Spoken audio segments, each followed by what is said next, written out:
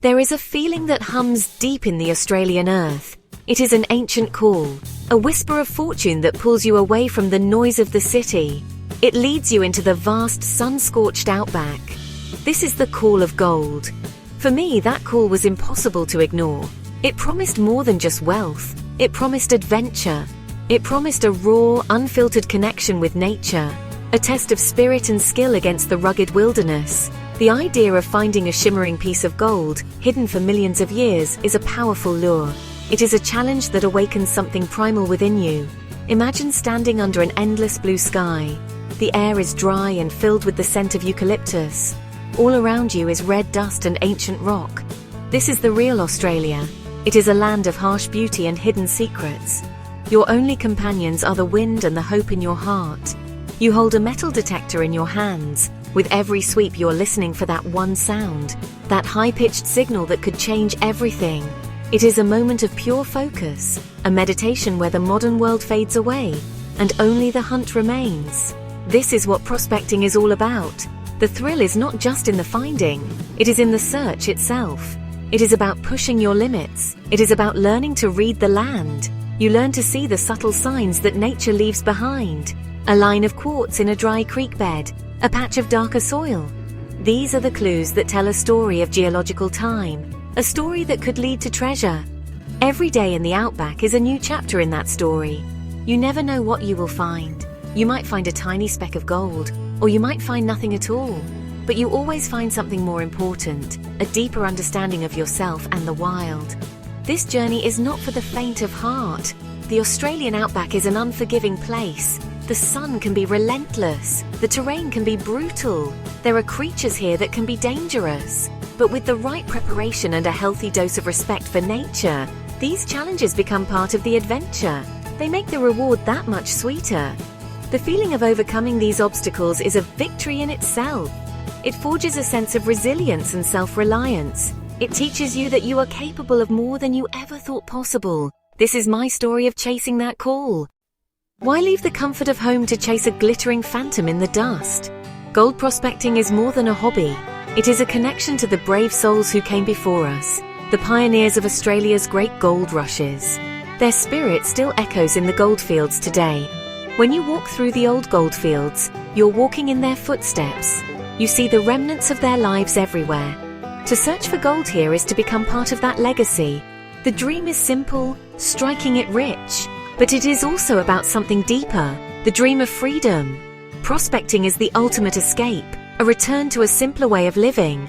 This story is about that dream, my own personal quest to touch that history and chase that freedom in Australia's Golden Triangle. I will take you with me as I face the challenges of the wild and feel the incredible rush of discovery. It is a tale about finding adventure, resilience, and a profound connection to this amazing land. The story of gold in Australia is the story of the nation itself. It is a tale written in sweat, luck, and relentless ambition. Before the 1850s, this vast continent was seen by many as a remote penal colony, a harsh and distant land. But then, a man named Edward Hargraves found gold near Bathurst, New South Wales. He washed a pan of dirt and there it was, a few shining specks. That small discovery was the spark that lit a fire that would change Australia forever. Ships packed with hopefuls set sail from England, Ireland, China and America, all chasing the dream of gold. They poured into the newly discovered goldfields of Victoria and Western Australia. Ballarat, Bendigo, Kalgoorlie. These were chaotic tent camps filled with mud, noise and desperate hope. Life was incredibly tough, but the dream kept them going. The stories of massive nuggets being pulled from the ground were enough to fuel their hope. Nuggets like the Welcome Stranger, weighing a staggering 72 kilograms. This history is etched into the very landscape of the goldfields. You can feel the energy of the past all around you. It is about connecting with this incredible chapter of human history. Walking through the Victorian Golden Triangle today is like stepping into a time machine. The ghosts of the gold rush are everywhere. You see them in the crumbling stone chimneys that stand alone in the bush.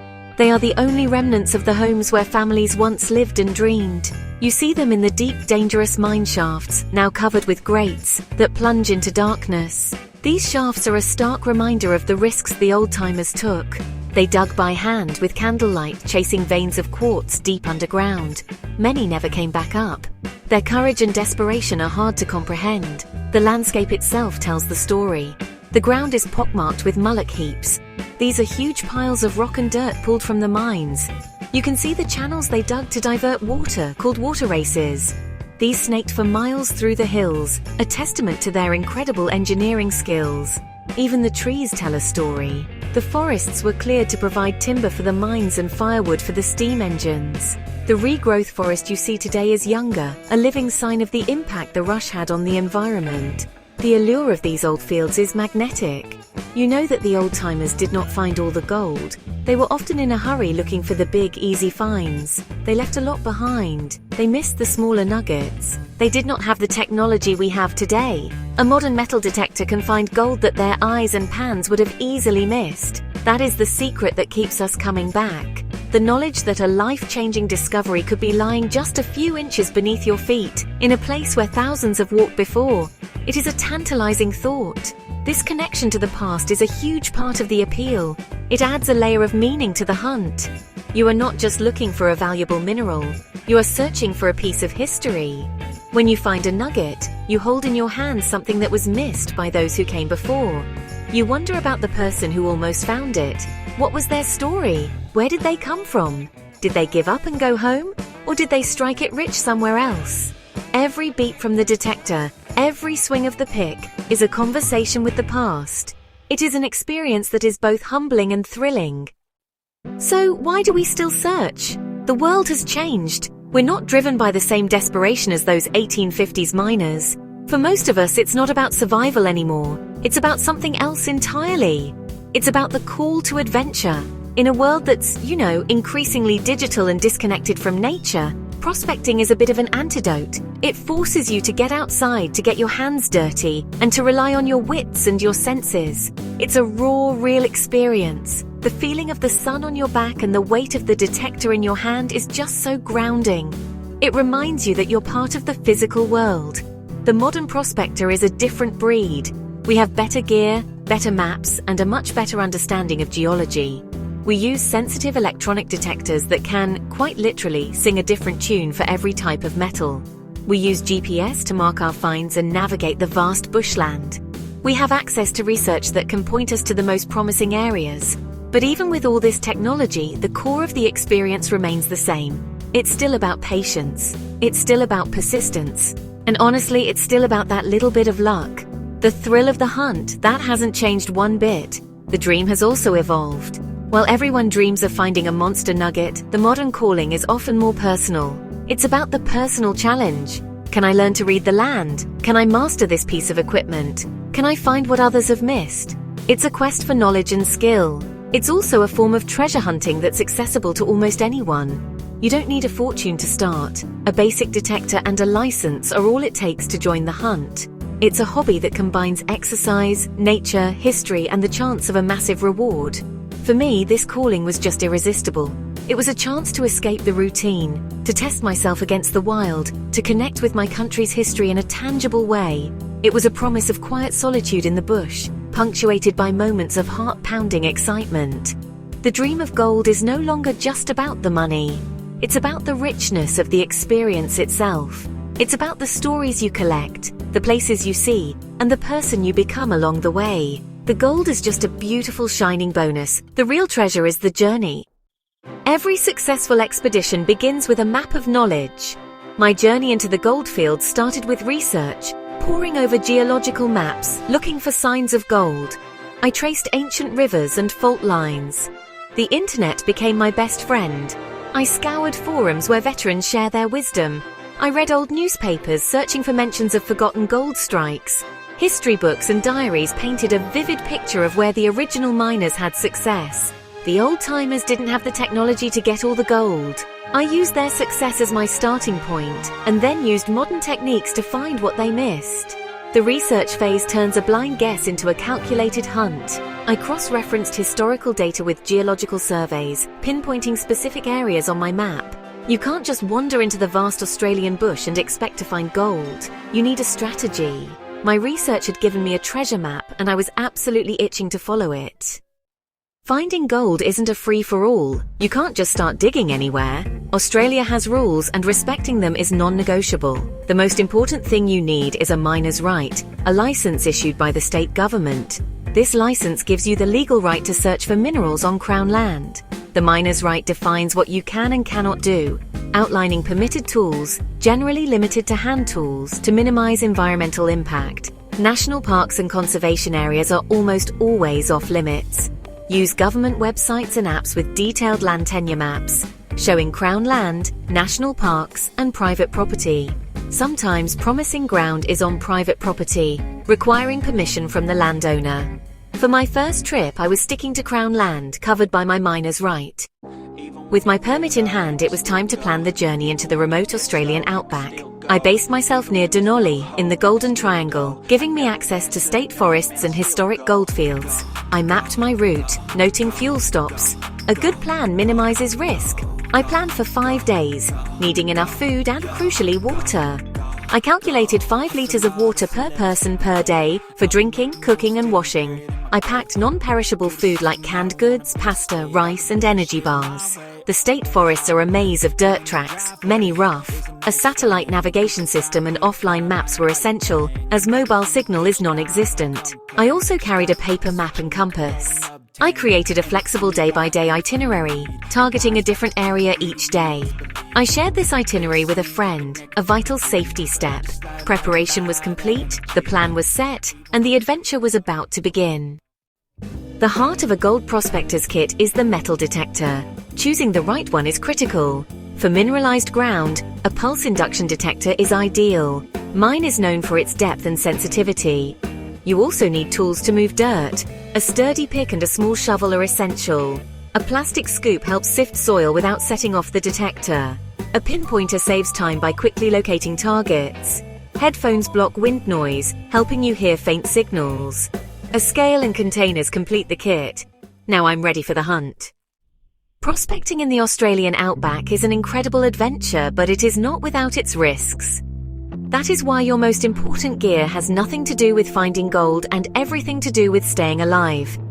My safety kit started with a comprehensive first aid kit, and I knew how to use everything in it. Communication is another critical lifeline. For this reason, I carried a personal locator beacon, or PLB. I always wore a pair of tough leather boots and thick canvas gaiters that covered my legs. Beyond the big emergencies, you need gear for everyday survival. A reliable navigation system is key. My safety gear was my insurance policy against the wild. I hope not to use it, but I would never venture out without it. Your vehicle is your lifeline in the bush more than just transport, it's your mobile base. I made sure mine was ready: all-terrain tires, long-range fuel tank recovery gear, and a thorough mechanical check. A breakdown out here is serious, so preparation is everything. At camp I kept it simple: a swag for sleeping, a chair, a table and a gas stove. Food was basic but high-energy pasta rice wraps and muesli bars. Water was my most precious supply, carried in large containers with a filter as backup. My dual battery system powered a fridge and recharged my gear. This setup let me stay out longer, comfortable and self-sufficient. In the wilderness, your camp is your sanctuary. Every item has a purpose: comfort, safety, survival. With my mobile base camp set, I was ready for whatever the goldfields threw at me. Out here, self-sufficiency isn't a luxury, it's a necessity. The bush rewards those who prepare. The city faded behind me, replaced by endless red earth and open sky. My four-wheel drive kicked up dust as I left civilization, passing through forgotten gold rush towns. A nod from an old-timer at a lonely pub said it all: this land draws the hopeful. The sealed road ended and rough tracks took over. The bush closed in, eucalyptus scent thick in the air, kookaburras calling in the distance. I found my clearing, marked on the GPS, and killed the engine. Silence settled, alive with the hum of the outback. Here you're truly alone, surrounded by history and possibility. I'd planned for this moment, prepared for the unknown. The wilderness was no longer a distant dream, it was my reality. I stepped out, boots sinking into red dust, heart pounding. The adventure had begun. This was the threshold, no turning back. I was here to work, to search, to discover. The goldfields waited. Before the hunt, you build your home in the wild. I set up camp quickly, swag unrolled, table and chair in place, fridge humming. This small patch of order made the vast bush feel manageable. With camp ready, I grabbed my detector and picked nerves tingling. My first target, a gully mentioned in an old mining report. Every step toward it felt like walking into history. Quartz veins, piles of old stone, signs of the past everywhere. The search began, headphones on, detector humming. The first hour was all junk nails, buttons, tin. Frustrating, but proof people had been here. Where there's history, there's hope for gold. I filled my holes, cleared the debris and pressed on. The ground held secrets and I was determined to find them. Prospecting is a slow, focused dance sweep-step. Listen. The world narrows to you, your detector, and the earth. After hours of iron rubbish, I changed tactics, moving to the gully's bank. Harder ground, more quartz. Felt promising. Suddenly a new signal, soft, deep, and steady. My heart raced, but I stayed methodical. I dug carefully, checking the hole with each scoop. The signal grew stronger, then shifted to my dirt pile. Pinpointer in hand, I sifted through the red earth. This was the moment every prospector waits for. The anticipation was electric. Somewhere in that handful of dirt was my prize. The hours of patience, the rhythm of the search, all led to this. Out here, every signal could change your fortune. The hunt was truly on. In the outback, the sun is the true boss. My first full day was a lesson in endurance, heat rising fast, every task harder. I worked in short bursts, always seeking shade, always drinking water. Dehydration is a silent threat. Discipline is survival. By midday, the bush was silent, the heat relentless. I retreated to camp, forced to rest and rehydrate. Out here, knowing when to stop is as important as knowing when to push. The hottest hours became my downtime, cleaning gear, planning, conserving energy. The sun teaches respect, not defiance. As the day cooled, I prepared for another round. In the outback, you work with the land, not against it. The rhythm of survival is set by the sun. Out here, you adapt or you fail. You are never truly alone in the Australian bush. It is teeming with life. While prospecting, a sudden movement caught my eye. Not 10 feet away, a large eastern brown snake was gliding silently. I froze. No sudden movements, no panic. The snake slid past and disappeared. It was a stark reminder of the constant potential for danger. These encounters wake you up, forcing you to be present. The bush was full of incredible animals. Huge grey kangaroos would bound through the trees. One evening, a curious goanna wandered right into my campsite. I stayed perfectly still and observed it. These are the hidden treasures of the bush, just as valuable as any piece of gold. Not all ground is created equal. My research pointed me to an area known for its cemented ground, an ancient creek bed hard as concrete. Gold gets trapped, but getting it out is a challenge. My detector sang over a patch. My pick bounced off the surface. It was like trying to dig through a paved road. I grabbed a heavy-duty steel crowbar. For the next hour, I fought with that ground. Slowly, inch by inch, I made progress and created a pile of rocky debris. I used my scoop and pinpointer to meticulously check every piece. After dozens of handfuls, it finally happened. I tipped the dirt into my hand and brushed it away. And there it was, the hardest earned piece of gold I had ever found. I had faced a challenge, and I had won. It proved that sometimes the greatest rewards are hidden behind the toughest obstacles. I knelt in the red dust, the pinpointer buzzing. My fingers trembled as I worked the small object free. I brushed away the soil and finally saw it clearly. It was gold, about the size of my thumbnail. The sun caught its surface and it gleamed with a deep, buttery yellow light. It was a color born in the heart of an ancient star and deposited here on Earth billions of years ago. In that moment, all the hard work and challenges melted away. All that existed was this single, perfect piece of gold. It was the answer to the call of the wild that had pulled me out here. The sound it had made in the detector was the voice of the earth telling me its secret. This small, gleaming reward was my proof. It felt like magic. This was not just a lump of metal. It was a story of geology, time, and chance. And I was the first person to ever see it. It proved that the dream is still alive. As I packed up camp, with the nugget safely tucked away, I reflected on the journey. Driving away, I realized the gold wasn't the most valuable thing I was taking home. The real treasure was the experience itself. The peace, the confidence, the connection with the Australian landscape. The outback is a harsh teacher, but its lessons are unforgettable. If you feel that pull of adventure, my advice is simple. Go. Start with a basic detector and explore the public gold fields. Take it one step at a time. The most important thing is to get out there and try. The gold is a bonus. The real prize is the adventure. The Red Earth of Australia holds more than just gold. It holds an adventure that is waiting for you.